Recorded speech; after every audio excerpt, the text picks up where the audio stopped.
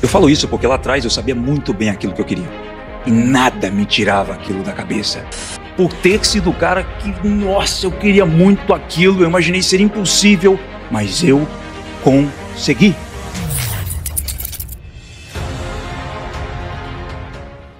Primeiro ano do ensino médio, eu larguei os estudos, porque ali eu já sabia que, inclusive, naquele ano que eu tomei essa decisão, eu já ia repetir de ano, porque eu não estava comparecendo tanto às aulas. E o motivo era porque eu já estava envolvido com outros negócios. Nessa época eu já empreendia, eu tinha uma loja de games, e com essa loja de games eu tive que me desdobrar ali o tempo todo para conseguir arrumar tempo também para estudar. E percebendo que eu já estava satisfeito com aquilo, eu acabei largando os estudos. E em determinada época eu parei para pensar, ok, se eu vou ficar fazendo isso, como é que eu posso ganhar dinheiro? Eu vou ganhar dinheiro com algo que eu gosto de fazer, algo que eu já estou fazendo todo dia, com games. Então eu montei uma loja de games no estoque de calçados da loja da minha mãe, sem pedir inicialmente a permissão dela. Então eu cheguei lá, ela tinha umas repartições, arrastei tudo e montei ali na metade do... Cara, um cubículo, literalmente. Quase o tamanho da mesa aqui, tá muito pequeno. E ali eu já comecei a empreender para diversas outras pessoas. Os amigos da escola me convidavam para poder formatar o computador que eles tinham na casa deles. Ia fazendo esse tipo de coisa.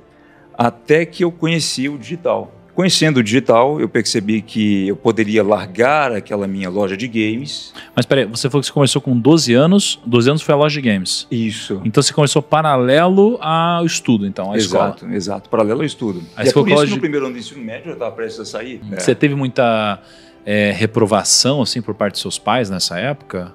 Sim, tive. Eles sempre queriam proteger e etc. E ficavam bastante preocupados. O meu pai, então, mais preocupado ainda do que a minha mãe, por exemplo, com os estudos, porque ele percebeu que na vida ele perdeu uma grande chance se ele tivesse continuado os estudos e etc. Então, aquilo ele tentou passar para mim a todo custo. Então, sempre foi muito focado nessa parte.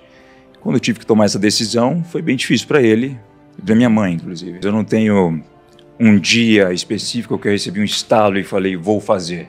É o acúmulo de várias e pequenas coisas que vão acontecendo no decorrer da vida. Eu me questionava muito com relação ao caminho que eu ia percorrer. Então, ok, eu estou estudando, eu não sei o que eu quero fazer, eu vou descobrir, como todas as pessoas aqui ainda vão, depois eu vou para uma faculdade, quanto eu vou ganhar? Quanto tempo vou trabalhar? Como será a minha vida? Como eu estarei aos 30 anos? Eram perguntas que eu já me fazia antes dos 17, 18 anos. E, de certo modo, eu percebia que, aparentemente, eu era a única pessoa que questionava aquilo.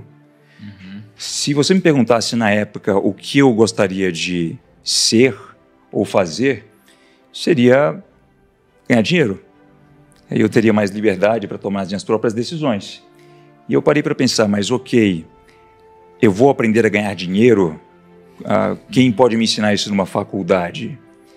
E se a pessoa vai estar numa faculdade me ensinando isso, como é o estilo de vida dela? Já observando aquilo, eu percebia que não iria condizer com o suposto mentor que eu realmente gostaria de adquirir para chegar nesse objetivo. Então foram acúmulos de diversas coisas. Eu sempre fui mais independente, e eu dou crédito a isso graças aos meus pais, que nunca fizeram questão de me dar sempre o que eu pedia nas mãos e etc. Eles são bem trabalhadores, então incentivavam ali o Tiago, né, do passado a procurar e perseguir suas próprias coisas. Mas, ao mesmo tempo, faça os estudos, termine. Mas isso me ajudou de certa forma porque quando eu tentava conseguir alguma coisa que eu queria, eu desejava, seja um bem material, seja, enfim, qualquer tipo de experiência na época, eu sempre percebia o quão limitado eu estava com relação ao dinheiro, sobre esse assunto. Então eu já me questionava sobre como eu resolveria isso no futuro e se eu iria realmente querer seguir aquele caminho. Então uma das decisões que mais me ajudaram nesse momento a sair do primeiro ano do ensino médio foi o fato de eu ter conhecido o marketing digital pelos norte-americanos.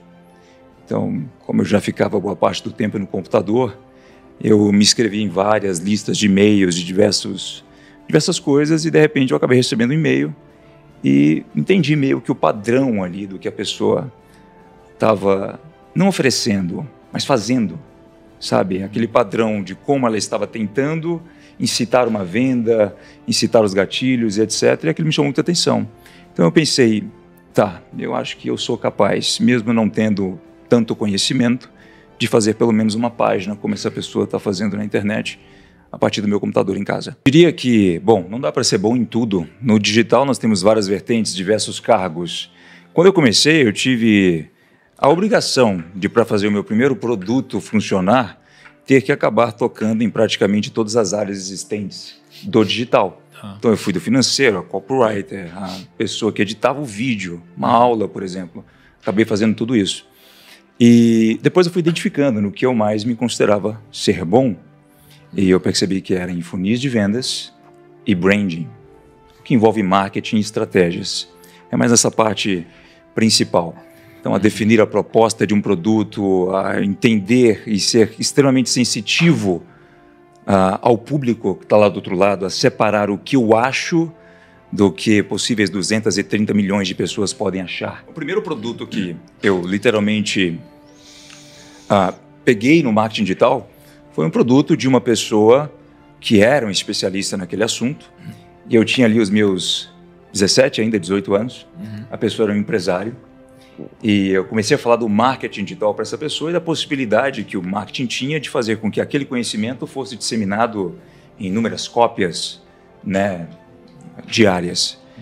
Ela criou muito interesse e falou o seguinte: nossa, legal. Você consegue lançar? Você consegue fazer? Eu ainda estava só nas primeiras impressões do que eu achava ser o marketing digital. Eu não tinha conhecimento praticamente nenhum, era tudo muito vago, mas eu disse sim. Eu só disse sim porque eu sabia que se eu me comprometesse com aquela pessoa, que inclusive era um empresário da minha cidade, eu iria fazer acontecer. Então é aquela famosa expressão de colocar um tubarão no tanque. Foi aí que eu tive que fazer de tudo um pouco, ou seja, o chão de fábrica do marketing digital.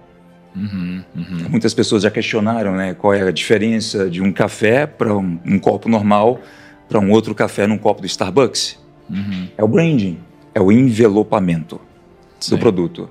Saiba muito bem quem são as pessoas que você literalmente escuta, porque elas vão moldar o seu futuro. Lá atrás eu acabei selecionando muito bem toda e qualquer pessoa que, mesmo não tendo contato, eu iria ouvir, ver, assistir.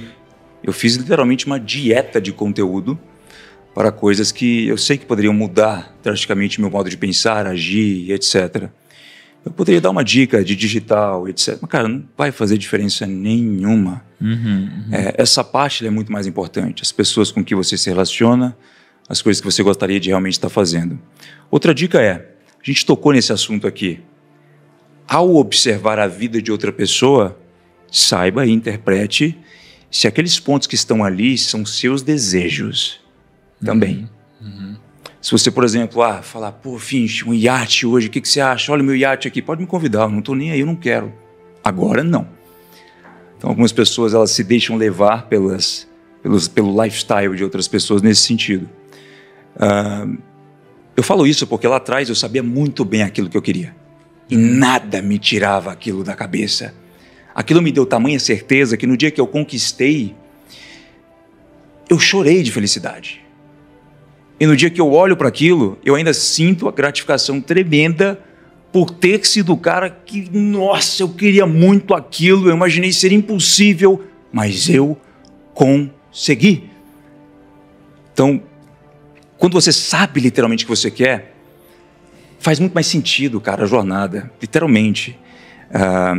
Eu vi um mentor falando uma vez uma coisa que fez total sentido para mim. Quando eu estou na dúvida de algo, ele está na dúvida de algo, ele para 2, 3 semanas da vida dele, se for preciso, para pensar no que ele realmente quer fazer, em quais são as suas próximas ações, porque depois que você começa, 99% de nós somos programados para entrarmos no modo automático. E aí você vai ver, tem 2, 3, 4, 5, 10 anos você está fazendo uma coisa que não era do seu feitio, mesmo talvez com dinheiro no bolso.